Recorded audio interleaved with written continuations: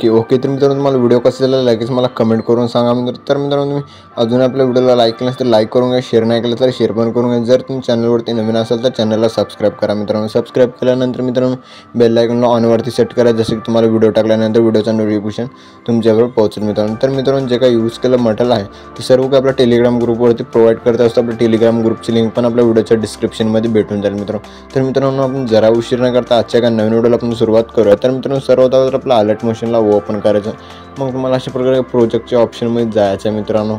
आल्यानंतर मग तुम्हाला अशा प्रकारे बीटमार्क आणि शेक इफेक्ट प्रीसेटला दिसून जाईल। मग सर्वात अगोदर आपला बीटमार्क प्रीसेटला ओपन करायचं मित्रांनो। ओपन केल्यानंतर मग अशा प्रकारे छान असं बीट वगैरे लावून दिलेलं मित्रांनो। मग फर्स्टला प्लस आयकॉनवरती क्लिक करायचं, मीडियाच्या ऑप्शन मिळायचं, मग तुम्हाला अशा प्रकारे फोटोला ॲड करून घ्यायचं। मग आपलं दोन बोटानं असं अशा प्रकारे प्रेस करून वरच्या बाजूला सेट करून घ्यायचं, जसं मी सेट करायचं त्याच टाईम।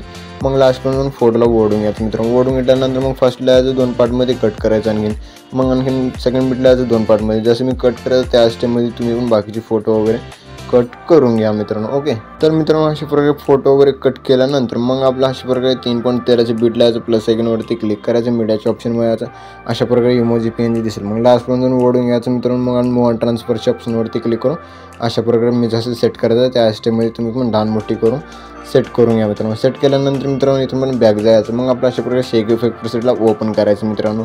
ओपन केल्यानंतर मग आपल्या लेअरवरती क्लिक करायचं, मग आपल्या डब्याच्या ऑप्शनवरती क्लिक करून कॉपी लेअर करून घ्यायचं। मग आपल्या फोटोवरती क्लिक करायचं मित्रांनो, इफेक्ट्सवरती क्लिक करून 3 डॉटवरती क्लिक करून कॉपी इफेक्ट करून घ्यायचं। मग इथून पण आपला बॅक जायचं मित्रांनो। मग आपला अशा प्रकारे बीटमार्क प्रीसेटला ओपन करायचं मित्रांनो। ओपन केल्यानंतर मग आपल्या डब्याच्या ऑप्शनवरती क्लिक करून पेस्ट लेअर करून घ्यायचं। मग आपल्या फोटोवरती क्लिक करून इफेक्ट्सवरती क्लिक करून 3 डॉटवरती क्लिक करून पेस्ट इफेक्ट करून घ्यायचं। मग आपला इथून पण बॅक जायचं मित्रांनो।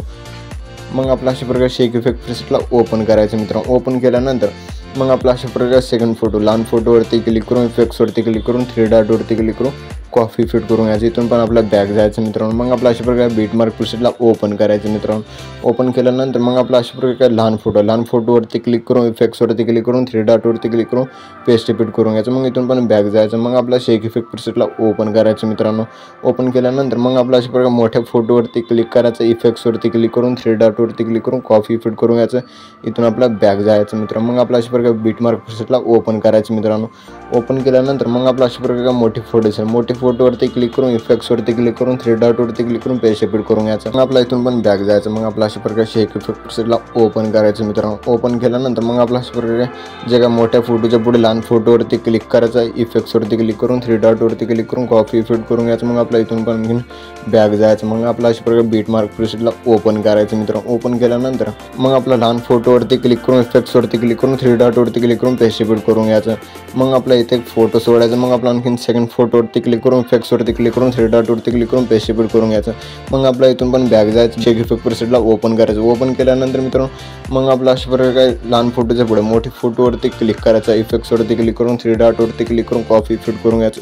मग आपला इथून पण बॅक जायचं। मग आपला अशा प्रकारे बीटमार्क प्रीसेटला ओपन करायचं मित्रांनो। ओपन केल्यानंतर मग आपला अशा प्रकारे मग जे काय आपण एक फोटो सोडलेला आहे मित्रांनो माझा, एक फोटोवरती क्लिक करून इफेक्ट्सवरती क्लिक करून 3 डॉटवरती क्लिक करून पेस्ट इफेक्ट करून घ्यायचं।